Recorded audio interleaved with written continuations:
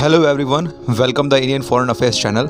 मैं हूं सर्वेश सिंह एंड आज आपको मैं एक ऐसी अपडेट बता। भारत के विदेश मंत्री एस जयशंकर साहब, अभी जो रायसीना डायलॉग चल रहा है, रायसीना क्यों रखा गया नाम वो समझ लीजिए।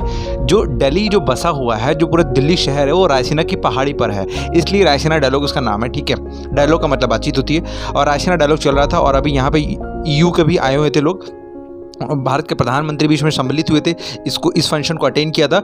और भारत के विदेश मंत्री साहब ने जो स्टेटमेंट दी है, अब वो स्टेटमेंट पूरी दुनिया में सुर्खियों में है और अब उस स्टेटमेंट से बहुत सारे तार को जोड़ कर देखा जा रहा है। और वो स्टेटमेंट क्यों इतनी ज़्यादा इंपॉर्टेंट रहती है, आज के करंट टाइम में इंडिया को क्या बोला गया है, वो आपको समझना जरूरी है।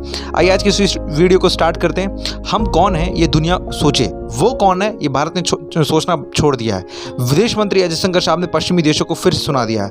विदेश मंत्री एस जयशंकर साहब ने पश्चिमी देशों को और जितनी दुनिया है पश्चिमी की, उसको खरी खोटी सुनाते हुए लिखा है कि पिछले कई दिनों से लगातार सुर्खियां बटोर रहे हैं। दिल्ली में आयोजित रायसीना डायलॉग में उनके वही अंदाज दिखा जब उन्होंने अमीर देशों को कहा कि अब वो भारत से उनकी मुरीद होने की उम्मीद छोड़ दें। जयशंकर साहब ने कहा कि अब वक्त आ गया है कि दुनिया भारत को समझे और उसके अनुरूप व्यवहार करें। मंगलवार को राष्ट्रीय राजधानी नई दिल्ली में स्थित रायसीना डायलॉग जो हो रहा था, भारत के विदेश मंत्री एस जयशंकर साहब के साथ यूरोपीय देशों के साथ विदेश मंत्रियों ने भी हिस्सा लिया था और बीत गया अब वो जमाना। उन्होंने क्या बोला है वो इंपॉर्टेंट है, थोड़ा सुनिए आप भी। जयशंकर साहब ने इस आयोजन में साफ साफ कह दिया है कि भारत अपनी शर्तों पर बाकी देशों से रिश्ते बनाएगा, इसके लिए हमें किसी भी सलाह की ज़रूरत नहीं है। उन्होंने आगे कहा कि हम दुनिया को खुश रखने के लिए ये जानने की ज़रूरत नहीं है कि वो कौन है, बल्कि दुनिया को ये जानना पड़ेगा कि हम कौन हैं।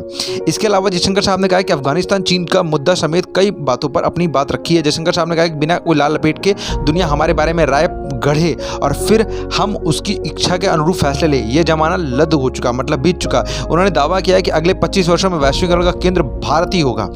रशिया यूक्रेन के मुद्दे पर भी सवाल उठाने पर उन्होंने क्या जवाब दिया वो भी सुन लीजिए। भारत के विदेश मंत्री जयशंकर साहब ने भारत की रूस से यूक्रेन नीति पर सवाल उठाने को लेकर यूरोप पर निशाना साधा। उन्होंने यूरोप को ध्यान दिलाया कि जब एशिया में नियम आधारित व्यवस्था खतरे में थी, तब आप वास्तव में भारत की चिंताओं से दूर करने के पीछे की ओर नहीं झुके थे। जयशंकर साहब ने कहा कि ऐसे में मतलब जो एशिया में चुनौतियां हैं उसके बीच हमें यूरोप की तरफ से व्यापार करने की सलाह दी जा रही थी। कम से कम हम आपको सलाह तो नहीं दे रहे हैं ना।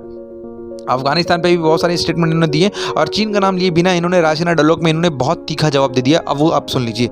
रायसीना डायलॉग कार्यक्रम के दौरान एस जयशंकर साहब ने चीन का नाम लिए बगैर कई बड़ी बातें कह दी। जयशंकर साहब ने कहा कि यूरोप पूर्व में एशिया में चीन के आचरण से पैदा हुई सुरक्षा खतरों के प्रति आज संवेदनशील रहा है। चीन के साथ सीमा विवाद जैसे मुद्दों पर जयशंकर साहब ने कहा कि हम यहाँ ये एक ऐसा क्षेत्र है जहाँ सीमा अब तक स्थिर नहीं है। जयशंकर साहब ने आगे कहा कि यूरोप उस वक्त भी असंवेदनशील था जब बीजिंग एशिया को धमका रहा था। तो बीजिंग मतलब जो चाइना कैपिटल है बीजिंग, वो पूरे एशिया को धमका रहा था। आप समझ सकते हैं एशिया में 10 सालों से हो रही चीज़ों यूरोप का इस पर कोई ध्यान नहीं। जयशंकर साहब ने अपनी स्पीच में आगे कहा कि यूरोप की तरफ से कई बार बहस की जाती है और वो चीज़ें जो यूरोप में हो रही हैं इसके लिए एशिया को चिंतित होना चाहिए था, क्योंकि ऐसी चीज़ें एशिया में भी हो सकती हैं। मैं बताना चाहता हूं कि एशिया में आज जो चीज़ें हो रही हैं वहाँ पिछले 10 सालों में ऐसा हो रहा था, हो रहा है, लेकिन यूरोप ने कभी मुड़कर नहीं देखा। यह यूरोप के लिए जागने का समय है और केवल यूरोप ही नहीं बल्कि एशिया की तरफ भी देखने का जरूरत है।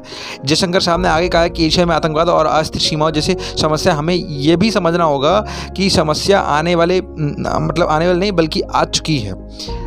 भारत के विदेश मंत्री एस जयशंकर साहब ने जो भारत की जो इंटरनेशनल पैसिफिक में इतनी भयंकर वाली जो पोजीशन क्रिएट कर दी है, उस पर आपका क्या मानना है हमें कमेंट करके जरूर बताइएगा। Thank you so much for watching.